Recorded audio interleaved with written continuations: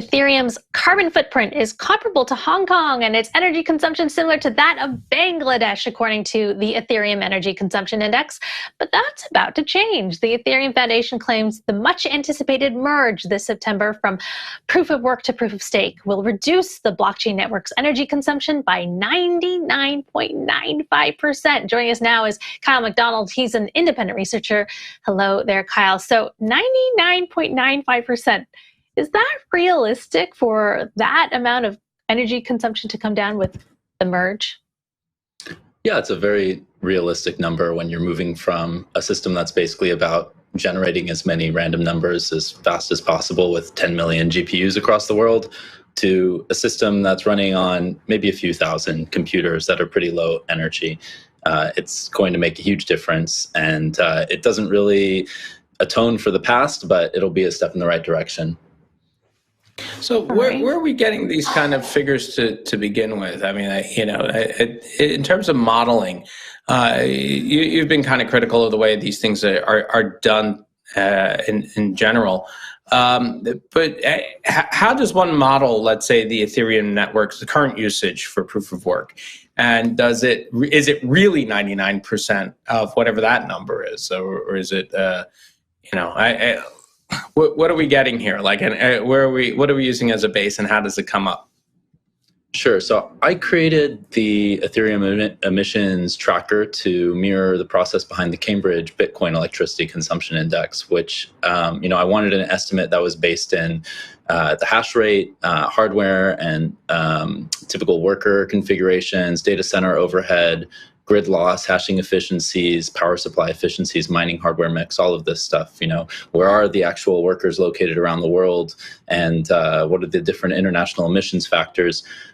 This is a slightly different process than Alex DeVries uses, for example, but I trust his work in a different way. He takes a more top-down approach from this economic argument, where he basically says, okay, let's assume that miners use about 60% of their revenue to pay for electricity. We know their revenue from the hash rate and the miner rewards. So let's just assume that the electricity is based on a certain set of kind of typical GPUs, and then we can make some estimate of the total electricity usage. I'm going the opposite direction. I'm kind of starting with the numbers and then working up from there, which is the same thing that Cambridge does.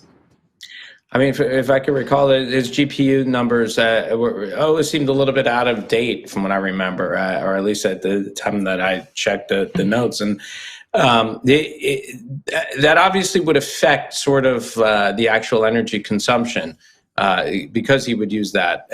I'm talking about Alex DeVries. But you're doing it differently? You're saying you're taking it from that point upwards. Is that correct? Yeah, sure. Yeah. So, the main difference again is Alex starts with miner rewards and makes an economic argument about how much electricity is being used. I'm starting with the hash rate and then looking at the hardware and making a technical argument for how much electricity must be used.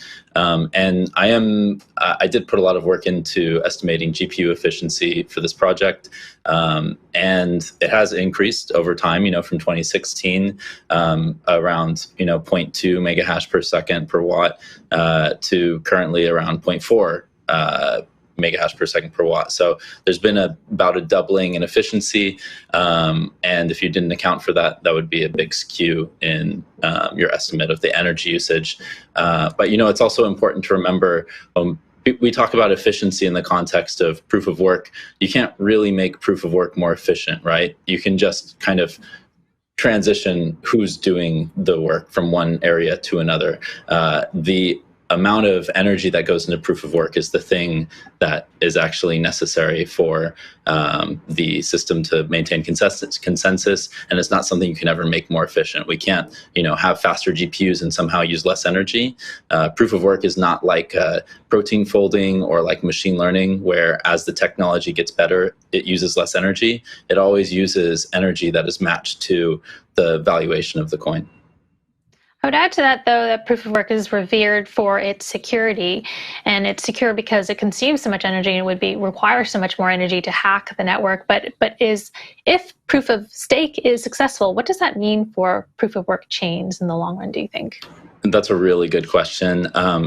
This has been like the theoretical story for a long time, but practically it's just not the case that proof of work is more secure. We see probably half of the volume of what Ethereum has happening every day on proof of stake chains already. There's not really a lot of evidence in the real world that proof of stake is fundamentally less secure than proof of work when it comes to real world implementations. And I think if we see the Ethereum merge is not just about Ethereum. I think after the merge, investors and regulators are going to realize that proof of work was never really necessary. We're slowly going to see a huge crash in the Bitcoin price. Bitcoin will never hit 69,000 again. It's a great time to sell all your Bitcoin because we're in the middle of this climate crisis that's really fueled by electricity use, and Bitcoin doesn't have the coordination like Ethereum to leave proof of work. It will probably be the first to be regulated away. Wow. So, I'm curious, what inspires you? Are you invested in Ethereum at all, or proof of stake cryptocurrencies? Like, what interests you in the energy consumption of these chains?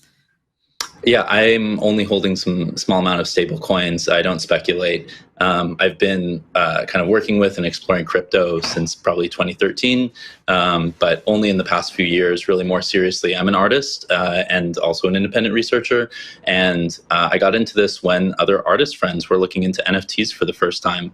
That's something else I think a lot of people don't really understand about the merge, is that there's a good chance that some of these miners are going to switch to a proof of work fork temporarily after the merge happens. And if they do that, there's going to be duplicates of every single, $1 million Bored Ape that's out there for that short period of time on this other chain, which may potentially even dilute their values. But I got into proof of work system because I wanted to understand what my impact was as an artist. As many artists are, I'm very aware of like my place in the world and like how I contribute to various harmful systems in society, and I didn't want to be part of another harmful system. So I got into that to try and understand like what exactly was the damage that was being done. And there's other potential problems with proof of stake. Like, it's a little scary that you can't really be a part of the staking system unless you have some minimum amount of crypto in your wallet already. There are other systems that overcome that with like liquid proof of stake and other sort of technical solutions Ethereum's not kind of involved with right now. But yeah, it's there's no real big answer here. There's lots of little improvements that need to be made, and kind of everything we can do to avoid making the climate crisis worse is going to be a big improvement. So Kyle, you recently tweeted that the total cost to offset all emissions of OpenSea, Rarible, and Foundation just passed $23 million, representing more than 1 million tons of carbon dioxide. So will that be cut down with the merge? And I suppose, will you be more comfortable as an artist using NFTs once this happens? Yeah, I still have, a lot of other problems with NFTs that I'm very cautious about. There's all these scams and fakes and copy mints. There's this kind of casino style speculation that sort of devalues the art as art and turns it into a financial asset. There's no undos, which makes it really difficult as an artist who's not necessarily, obsessed with getting everything technically right. Like everybody's got to figure that out from themselves. And, everyone loves decentralization until you have to call customer service. I think that's customer support. That's really true for artists who are not really like, I have some technical background, but not every artist does. So I'm still very cautious about NFTs even after the merge. But when it happens, it will represent an end in one sense to the harm that's been done by these systems by, like I said, guessing as many random numbers as you can per second on 10 million GPUs around the world. And I don't want to look away from that damage, which is why I've been counting it up with this project Amends, where I'm looking specifically at NFT marketplaces and kind of what they've contributed to this. I'm also working with some carbon offsetting companies to basically figure out what would it cost to actually atone for that damage. What would it cost to make amends? I think, for carbon offsets, kind of like cryptocurrencies, they're often seen as one big scam, but for carbon offsets, there are actually a few really good projects. I'm working with Nori, Project Vesta, Tradewater, who are doing different kinds of carbon reduction and management work, like refrigerant management, coastal weathering, regenerative agriculture. And hopefully what we can do is sell these artworks to offset the emissions of these art marketplaces. You're clearly not a Bitcoin bull. It seems you think that it's going to be over. Bitcoin's going to crash.